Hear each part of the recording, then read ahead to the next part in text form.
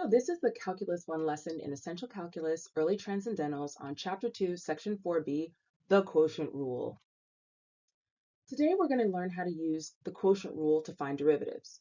Similar to when we're applying the product rule, you have to also know the basic rules of differentiation. So derivatives of constants, polynomials, radicals, and basic trigonometric functions. Like last time, if you're not sure how to use some of these rules, make sure you review before you watch this video. Show by example that the quotient of the derivative is not equal to the derivatives of the quotient using the functions below. Pause the video and restart when you're ready to review the answer. I'm starting the answer now. Okay, we're going to begin with the quotient of the derivatives. So the derivative of f of x is 12x squared. The derivative of g of x is 1. We divide the 2 to get 12x squared.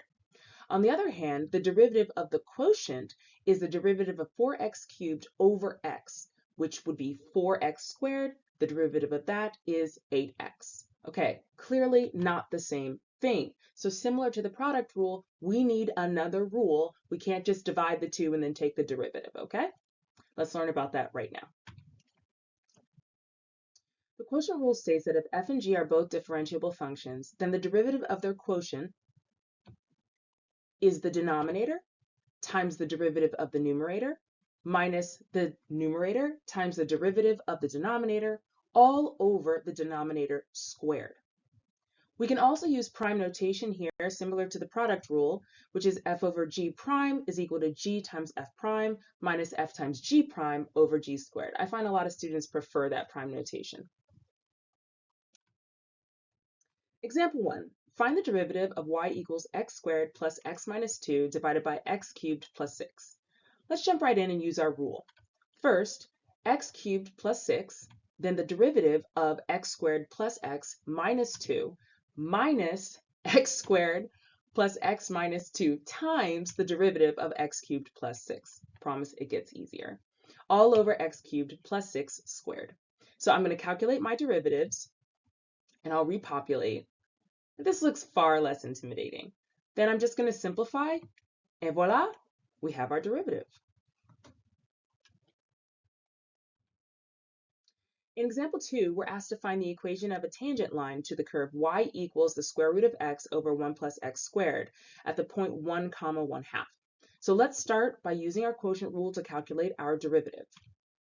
It's a little messy, but we multiply 1 plus x squared times the derivative of the square root of x minus the square root of x times the derivative of 1 plus x squared.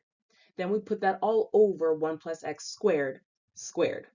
After doing a little bit of math, I get to a form where I feel comfortable. Now remember, this is not just calculating the derivative, this is finding the equation of the tangent line, which means as soon as I have a form where I can plug in my x value and feel comfortable, I should do that. Here, if we continue to simplify, there's a lot more room for error. So I'm just going to go ahead and plug in 1, and that gives me a slope of negative 1/4.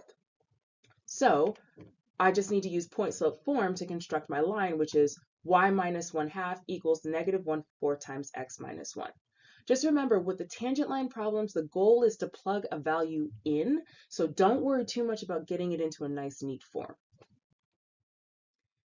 Our third example asks us to differentiate f of x equals secant of x over 1 plus tangent x.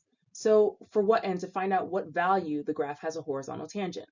So first, as usual, I'll put together the form of my quotient rule. Okay, now I'm going to calculate my derivatives. Okay, now I'm going to simplify a little by taking secant x out. Okay, so now I have something where I have to use my Pythagorean identity. I don't know if you remember this one. Tangent squared x plus 1 equals secant squared x, which means that tangent squared x minus secant squared x is equal to negative 1. Simplify, and there's my final answer.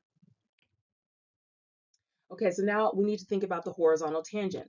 Now remember, a horizontal tangent line occurs when the derivative of a graph is equal to 0. In this case, this is a fraction, so that means our numerator must be equal to 0. So we can use the zero product property. I'm going to split my factors.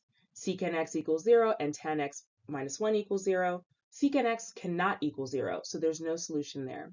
Tan x minus 1 equals 0 when tan of x equals 1, and we know that that happens at our principal, at our reference angle of pi over 4.